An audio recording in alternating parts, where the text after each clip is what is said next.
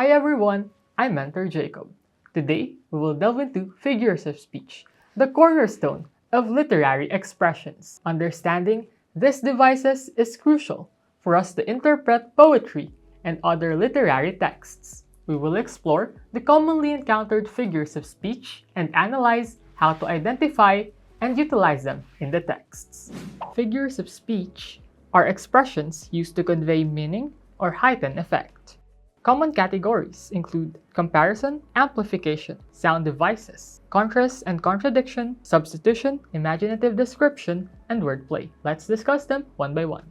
Under the comparison category, we have simile, which is the explicit comparison using like or as. For example, her smile was as bright as the sun. So we're comparing using as, hence, this is a simile.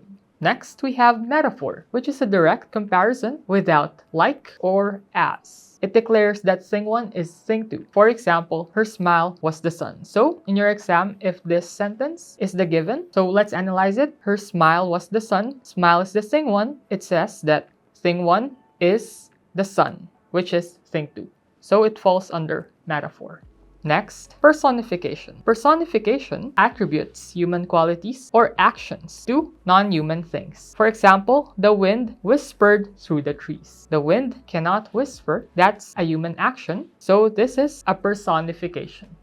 Under the amplification category, we have hyperbole, which is a deliberate exaggeration. For example, I've told you a million times. If this sentence was given in your exam, analyze it a million times. So it's quite impossible to say something a million times. So this is an exaggeration leading us to hyperbole. Next is understatement, which means downplaying the significance of something. For example, it's just a scratch, but that scratch is from a car crash. So it's a big deal, but we're downplaying it. So this is an understatement. Next, lie to tease. Okay, lie to tease uses negation to express a positive thought. For example, she's not bad at singing, but it uses negation, not bad instead of good. So that is an example of lie to tease.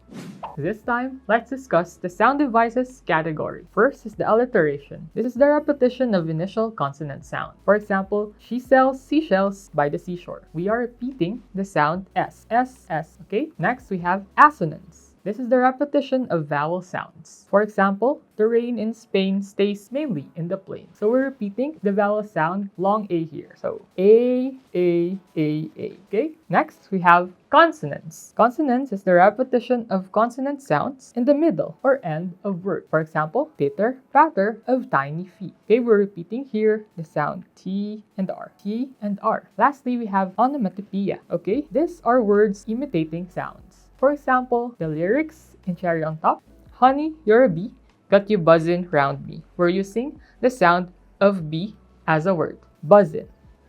Let's proceed with contrast and contradiction category. We have here irony, which is a discrepancy between expectations and reality. For example, a fire station burns down. So it is quite ironic that the fire station will burn down, okay? Oxymoron. It is the juxtaposition of contradictory terms. We combine contradictory terms. In irony, it is situational. This time, it is concerned with the combination of two contradictory terms. For example, bitter and sweet. Victory. Next, paradox. This is a contradictory statement that reveals truth. For example, less is more. Lastly, antithesis. This is a balanced contrast of ideas. For example, it was the best of times, it was the worst of times.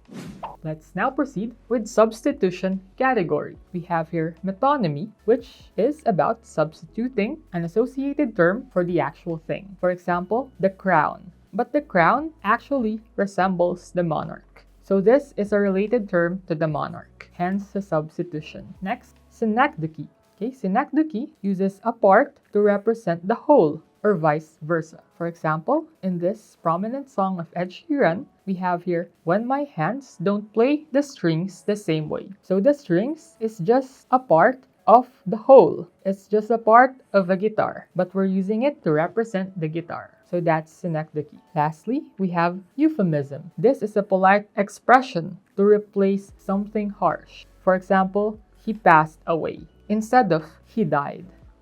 This time, let's discuss imaginative descriptions. First, we have imagery. This is a vivid description appealing to the senses, so it should be flowery. For example, the golden rays of the setting sun painted the sky. What a beautiful description. Next is symbolism. This uses symbols to represent ideas. For example, a dove represents peace. So this is quite unrelated, the dove and the peace. We just attributed their connection. Unlike in metonymy, they are related. For example, the crown and the monarch.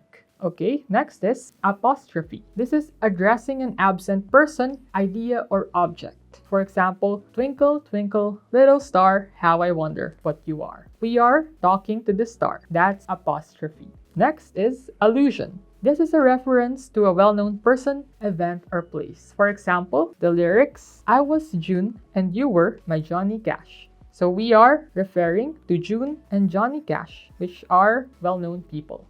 Let's proceed with wordplay. First is pun, a play on words with multiple meaning. For example, I'm reading a book on anti-gravity. It's impossible to put down. So it's like a joke. A pun, it's a play on words. Next is anaphora. This is the repetition of words at the beginning of clauses. For example, I came, I saw, I conquered. We're repeating the word I. Next is epiphora. This is the repetition at the end of clauses. For example, see no evil, hear no evil, speak no evil. No evil, no evil, and no evil at the end of clauses. Lastly, we have chiasmus. This is the reversal of structure in successive clauses. So we're just reversing it. Ask not what your country can do for you. Ask what you can do for your country. So we reversed it. Let's practice. For question 1, identify the figure of speech. She opened Pandora's box when she brought up politics. First, hyperbole. So this is not hyperbole because there's no exaggeration. Next, allusion. This is actually allusion because we have a reference to a famous person in mythology, Pandora. This is a famous object in mythology as well, Pandora's box. Next is personification. This is not correct because there's no action by a non-human object. Lastly, imagery is not applicable because there's no beautiful description. Answer is allusion. For question 2, the thunder growled angrily in the distance. Onomatopoeia can be applicable because this is related to sound. So let's leave it. Hyperbole is not applicable because this is not exaggeration. Thunder can really growl angrily. Thunder can be very loud, so this is not exaggeration. Personification, this is also applicable because thunder sounds may not growl. Growl is the sound of an animal, not the thunder. And metaphor, this is not applicable. There's no direct comparison. Between A and C, personification is better because onomatopoeia, this may be wrong because growl is not the direct sound of thunder. While personification, we're attributing an animal sound to the thunder. So, personification. For question 3, choose the best meaning of this paradox. Less is more. A. Simplicity can be impactful. That may be correct, so let's write it. B. Reducing effort saves time. It may also be appropriate. C. Nothing is ever enough. So this is a wrong answer because less is more promotes the use of less. But this is a negative statement. So let's eliminate it. Same with D. This does not promote the use of less. We're down with A and B may not be appropriate because less is more may not be related to saving time, but rather about simplicity. So the answer is A. Simplicity can be impactful.